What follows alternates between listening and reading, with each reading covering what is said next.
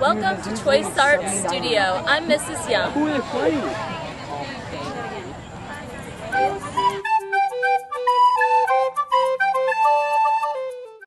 Sculpture is art that is three-dimensional.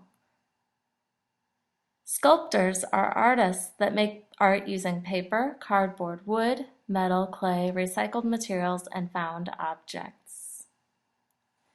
This sculpture is called The Thinker, probably because he looks like he is deep in thought. This sculpture was created using bronze, a metal. This is a sculpture in Lohmeyer Sculpture Park in St. Louis. It is called The Way. Many cylinders were used. Today we will learn how to make a cylinder. This is not a sculpture. It is a painting of a cat. It is two-dimensional, meaning it is flat. Here is a sculpture of a cat. It is three-dimensional, meaning it has form. A shape is two-dimensional. It is flat. A three-dimensional shape is called a form. Is this a shape or a form? Right, it is flat, so it is a shape. Is this a shape or form? Yes, it is three-dimensional, so it is a form. It's called a sphere. Let's do one more. Is this a shape or form? Correct. It is three-dimensional, so it is a form. These are cubes. Let's make our own forms out of paper. Okay, so I have my studio practice book out and have turned to the sculpture page. Up at the top it says sculpture.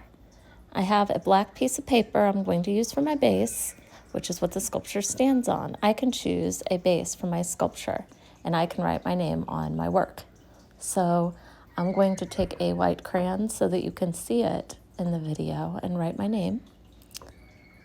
You can use a pencil. It'll show up just fine.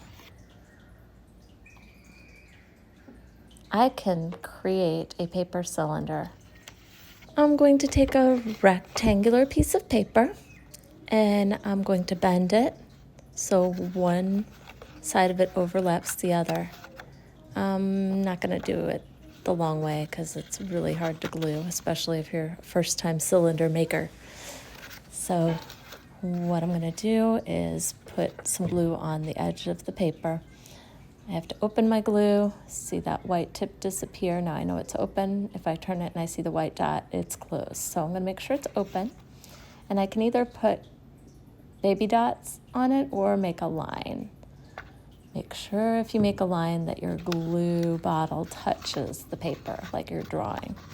I'm going to put my fingers inside the tube and my thumbs on the outside, and I'm going to press. I might move my fingers toward the outside, but I'm keeping that pressure. Counting to 20 is a good idea.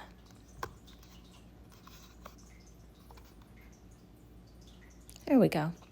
If your tube opens up, you may have too much glue on it or not have held it long enough. So now I want to be able to put it on my base. So I'm going to do what's called phalange.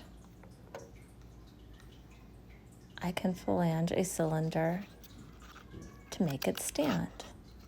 I'm going to make little cuts about a finger's width apart.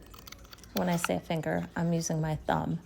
You definitely want to use your thumb, not finger, or you'll have a billion of those little cuts all around and it'll be very hard to glue down. So I make my way around, usually about 7 cuts total does the job. And then I just bend these out.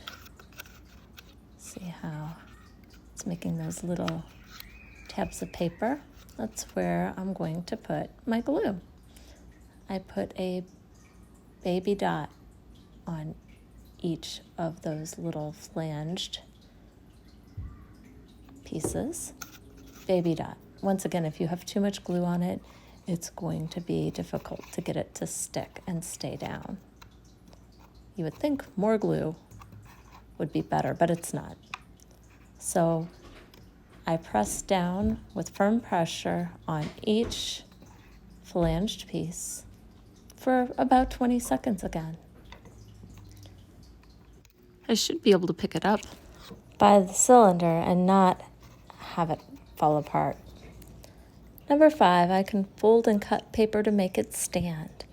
I'm going to take the bottom of my rectangle and fold it up. I rub my finger along the crease, and then I fold that in half. I open it up, and I take my scissors and I cut a little slit along the crease on the bottom. I can make it stand. Okay, so now I'm going to turn it over, and I'm either going to put baby dots of glue or a thin line of glue on the bottom part. And I'll press and hold that. So now I'm going to press down on that until it stays in place. Number 6, I can put away my supplies. I think we're ready to open the sculpture studio.